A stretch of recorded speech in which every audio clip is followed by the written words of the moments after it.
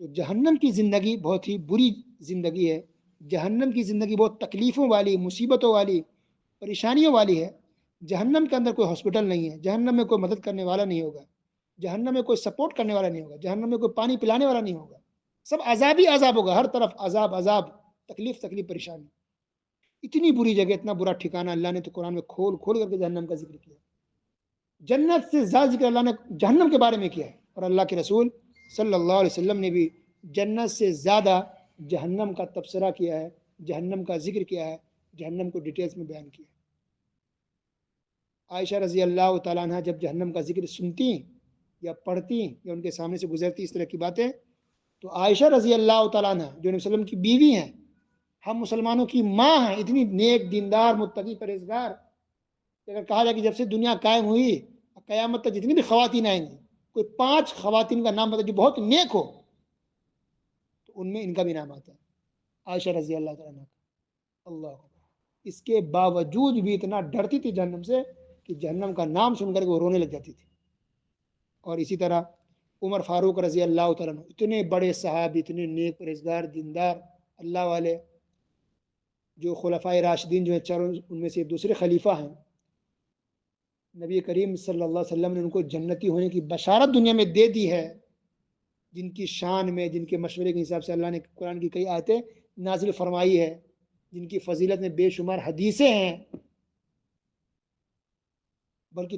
نبیوں کے بعد، تمام لوگوں میں نبیوں کے بعد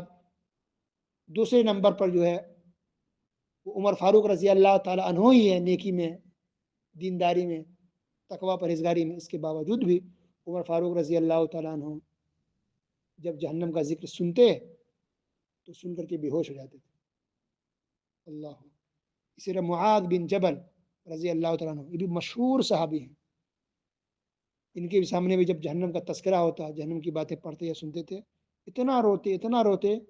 روتے روتے ان کی ہچکیاں بن جاتی تھی، جیسے بچوں کے سے بہت رونے ہچکیاں بنتی ہیں، ہچکیاں ان کی بن جاتی تھی، ہچکیاں بن جاتی تھی ان کی۔ اللہ اکبر۔ اسی طرح سفیان ثوری رحمۃ اللہ علیہ، بہت بڑے عالم، محدث، عالم دین گزرے، ان کے سامنے بھی جب جہنم کا تذکرہ ہوتا، جہنم کی بات آتی تھی، تو خوف، جہنم کے عذاب کے خوف اور ڈر کی وجہ سے ان کی شرمگاہ سے، پیشاب کے راستے سے خون آ جاتا تھا۔ اللہ،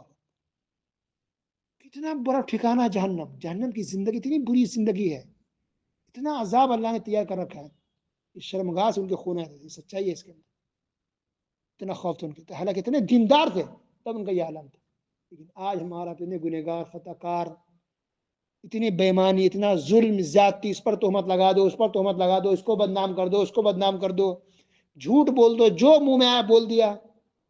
کسی کو معلوم ہے کہ انسان جھوٹ بول رہا ہے، جھوٹ بول رہی ہے، پھر بھی لوگ بہت سے اس کا سپورٹ کرنے کو تیار ہے، اس کا ساتھ دینے کو تیار ہے، معلوم ہے کہ ظالم ہے پھر بھی سپورٹ کر رہا ہے، معلوم ہے جھوٹ بول رہا ہے، جھوٹ بول رہی ہے، پھر بھی چونکہ خاندان کا ہے، چونکہ محلے کا ہے، چونکہ دوست ہے، چونکہ رشتہ دار ہے، چونکہ پڑوسی ہے، صرف اس بنیاد پر اس کا سپورٹ کرنے کو تیار ہے لوگ۔ کیا حال ہوگا ایسے لوگوں کا جہنم کے اندر؟